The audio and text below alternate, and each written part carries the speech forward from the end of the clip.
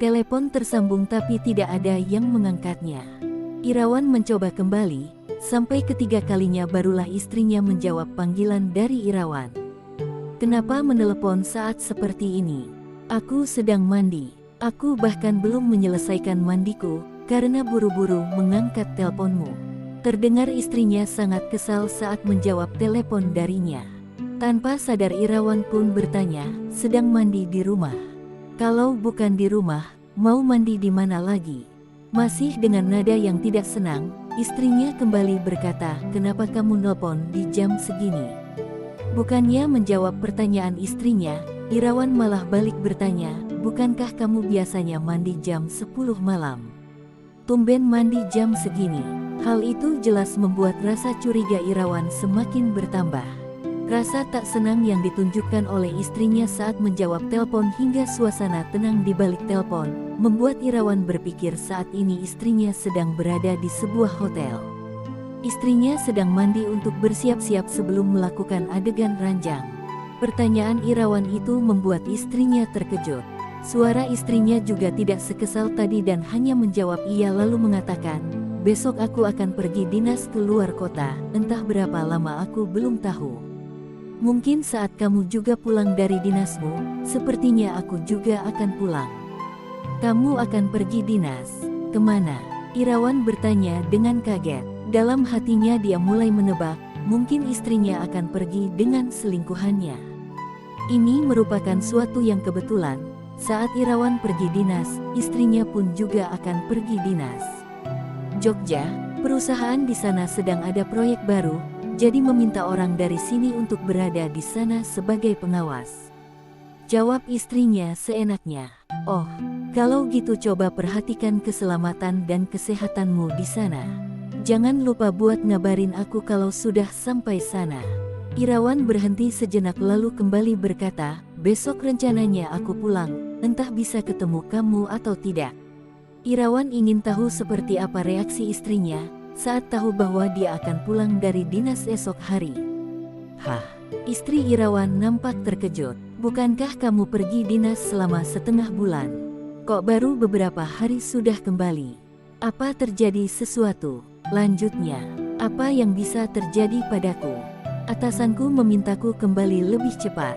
Jawab Irawan dengan senyum tipis yang mengembang di wajahnya. "Oh, kira-kira jam berapa kamu kembali besok? Paling cepat kamu pasti siang kan sampai rumah?" Tanya istri Irawan.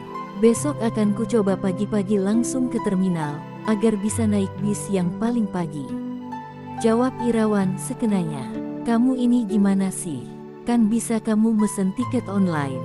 Kalau besok kamu gak kebagian tiket gimana?" Istri Irawan kembali berkata dengan nada kesal lalu kembali melanjutkan kalimatnya, "Ya sudah aku mau ngeringin rambut dulu. Jika besok kamu sampai rumah jangan lupa hubungi aku." Istri Irawan langsung mematikan telepon begitu saja. Setelah panggilan telepon berakhir, Irawan kembali menatap jalanan yang menuju ke arah komplek apartemennya. Ia tak menyangka, istrinya bisa seyakin itu mengatakan kalau sedang mandi di rumah. Padahal dengan sangat jelas Irawan tak melihat batang hidung istrinya melewati jalanan yang mengarah ke komplek apartemennya. Irawan berpikir sejenak, apakah istrinya pulang melalui jalan lain? Irawan memutuskan untuk memeriksanya sendiri.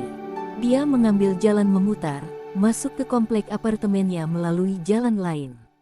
Sesampainya di area halaman komplek apartemennya, dia mendongak ke atas. Ia menatap unit apartemen miliknya yang berada di lantai 7. Suasana apartemen itu masih tampak gelap gulita sama seperti hatinya saat ini. Ternyata istrinya kembali membohonginya. Rasa sakit dalam hatinya kembali muncul. Bahkan rasa sakit itu sangat menyesakkan dada hingga membuat Irawan sedikit kesulitan untuk bernafas. Dia kembali mencoba menepis rasa curiganya. Mungkin istrinya sudah selesai mandi dan sudah tertidur saat ini, jadi lampunya dia matikan. Irawan masih terus mencoba untuk berpikir positif. Irawan memutuskan untuk mengeceknya lebih dekat.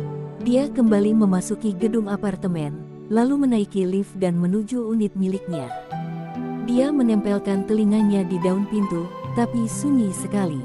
Dengan sedikit keraguan, Irawan mengeluarkan kunci pintu yang ada di kantongnya, lalu membuka pintu. Dengan langkah sangat pelan, Irawan perlahan-lahan masuk ke dalam apartemennya. Dia mengendap-endap seperti seorang maling di rumahnya sendiri. Dia meraih saklar lampu, namun sesaat kemudian dia urungkan niatnya untuk menyalakan lampu.